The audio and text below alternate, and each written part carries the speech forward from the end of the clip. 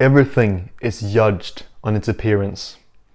Never let yourself be lost in the masses of people, but rather make yourself stand out, draw attention to your name, seem bigger than life itself. The sixth rule of power: court attention at all costs. Yet another incredible rule, a law by Robert Greene, that shows this incredible understanding of human behavior and psychology. The opening of the law states that we should always draw attention to us, no matter if it's bad, good, sensational, or scandalous. This makes so much sense when you think about it. Just take any YouTuber who's been in some sort of controversy. You'd think that it would just hurt his brand name and strip the monetization, some ads would get pulled away from his channel, and just people wouldn't want to cooperate with him anymore. But in reality, what really happens is that people like you and I, who don't normally follow this guy, we just find him all of a sudden because he's trending, everyone talks about him, all this scandalous thing he did. And what do you think happens?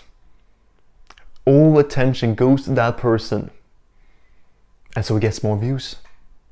He earns more money, and he finds more true fans.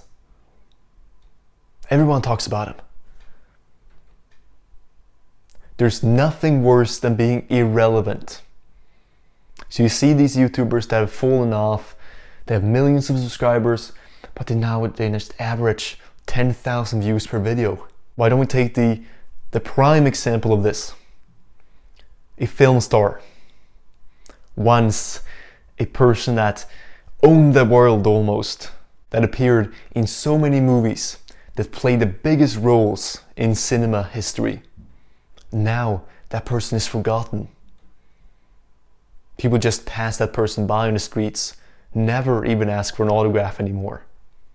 That's the worst thing that can happen for a film star. With this in mind, isn't it understandable then why some famous people, these forgotten men and women, they suddenly do something that's so outrageous that the media has to catch up on it, write a story on it, print it in all newspapers, so everyone starts talking about it.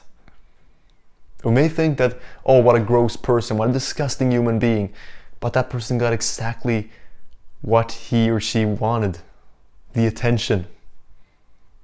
Because I can tell you, a film star that's irrelevant isn't getting any deals, no roles in any movie, but now the name is on everyone's lips. Of course, somebody's gonna offer a role to that person, because what happens when that person plays a role in a movie, a controversial person? Oh, people get so upset, so they just have to go and kind of like hate watch it. And so they do. And the company earns money, the film star earns money. It's a game. It's the game, how it works. So fascinating.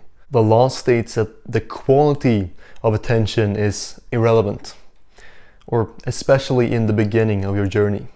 And to quote a phrase from the book, the worst fate in the world for a man who yearns fame, glory, and of course power is to be ignored. The perfect example of this is Andrew Tate.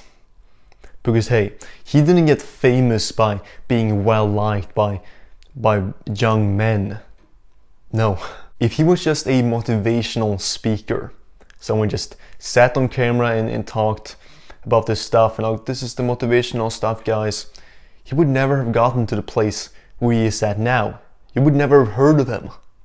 In fact, that was the case for some time, because prior to, if it was 2020 or 2021, he was just that guy. Sure, he still had his persona, but he was on YouTube, he was uploading some stuff, some motivational stuff, but it didn't really take him anywhere. He wasn't well known, he was just another guy. So how he rose to become the number one guy, the most searched man on the planet at one specific point. The face of this men's movement is that he started to say so many things, so many outrageous things that enraged people, that polarized society and its view on him. So make no mistake about it. You may think that, oh, he says, if he just stuck to saying the good stuff, he would be so much more successful. He wouldn't have all these allegations against him. And he would just be able to have a 100% good effect on the world. But that's completely wrong, because he needs to be this controversial guy in order to always get the attention from others.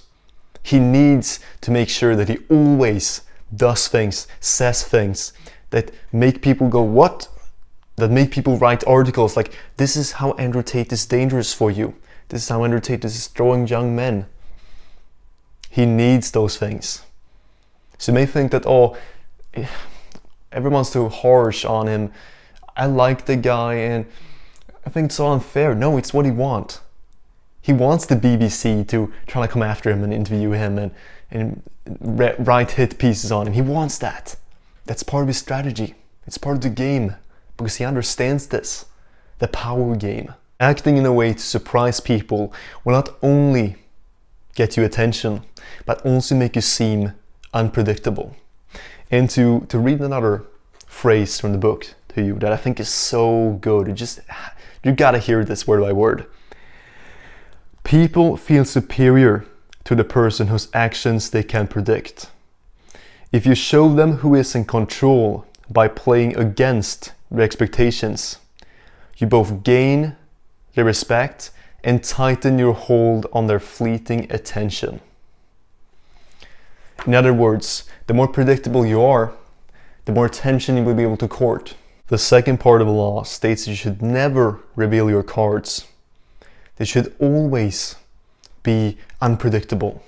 Surround yourself with an air of mystery, because that will create anticipation around you, and people will just keep looking at you, keep giving you their attention, because they want to know what's next. Nowadays though, it may seem as though creating this air of mystery has become a lot harder, because by surprising people and moving in unpredictable patterns, it may have worked before, but can surely not work now, right?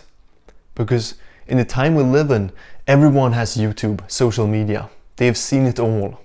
From the crazy YouTube videos to the quick, high dopamine TikToks that they watch. They've seen everything. So how could you possibly be unpredictable? How could you possibly draw attention to you when everyone's eyeballs are on their phone? In reality though, creating this air of mystery is simpler than it sounds. Because nowadays, people can be read like a children's book, with a story as predictable as the last one. Making small, deliberate moves, such as playing with silence, acting odd, just appearing a little inconsistent, a little weird, and by uttering ambiguous phrases can all create this anticipation of what's next. What are you gonna do? And this mystery surrounding you will get magnified when people try to predict you, because they look at you, oh, what's he gonna do? What's happening next? And all this anticipation builds up the mystery around you and your name. Both you and I should have a pretty good idea what other people's perception of us are, how they view us. And with this in mind, we can act in a way that goes against, that doesn't align with those people's perception of us. This way, the people around us who thought they could predict us will have to rethink who we truly are, to rethink if they really know us that well. If you get cornered or trapped by an enemy, you should do something that is very hard for them to understand. A simple move, but one that could be interpreted in many ways, because this will make the enemy trying to grasp for straws to understand your ways, to try to figure you out. Courting attention at all costs is of utmost importance at the beginning of your journey, when you stand there at the foot of the mountain looking up at the journey ahead of you. And that's when you should make these unpredictable and sometimes a little weird moves. As you progress though, you have to be more careful, because these unpredictable, mysterious moves you make, they may start to wear the public out.